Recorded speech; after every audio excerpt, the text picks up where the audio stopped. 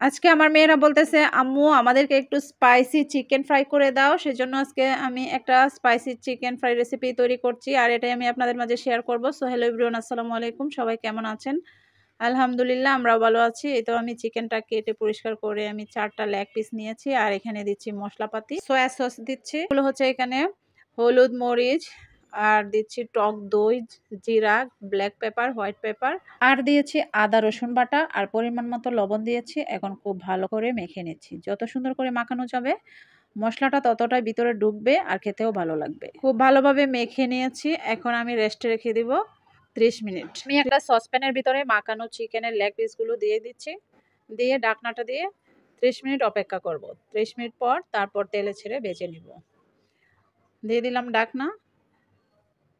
এই তো চলে আসলাম 30 মিনিট পর ভাজার জন্য। চুলায় একটা প্যান বসিয়ে গরম করে নিয়েছি তেলটা, আর এখন একটা একটা করে পিস দিয়ে দিচ্ছি।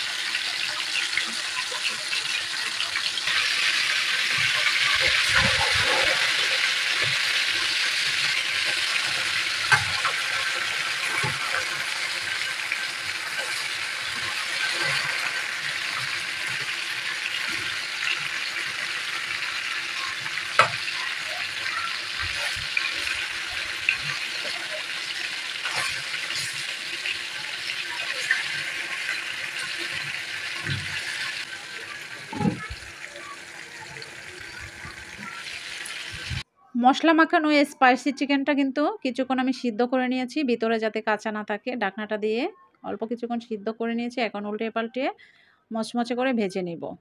তারপর আবার গ্যাসের চুলায় দিয়ে পুড়েও নেব একটু। এই তো হয়ে গেছে, এখন আমি উঠিয়ে নিচ্ছি।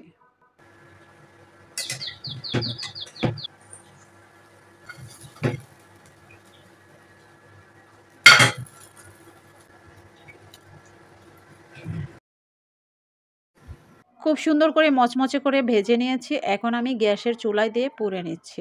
একটু পোড়া পোড়া ভাবটা এলে কিন্তু চিকেন ফ্রাইটা খেতে অনেক ভালো লাগে। এই তো আমি 4টা পিস পুড়ে নিয়েছি। এখন আমি বাচ্চাদেরকে খেতে দেব। দেখুন কতটা লোভনীয় লাগছে, খেতেও কিন্তু অনেক মজা হয়েছে। বাচ্চারা তো অনেক খুশি হয়ে গেছে চিকেন ফ্রাইটা পেয়ে, অনেক খুশি করে খাচ্ছে। তো সবাই আমাদের জন্য দোয়া করবেন। ভিডিওটা কেমন হয়েছে অবশ্যই কমেন্ট করে জানাবেন। আজ এই পর্যন্তই। সবাই ভালো থাকবেন, সুস্থ থাকবেন। আল্লাহ হাফেজ। আসসালামু আলাইকুম।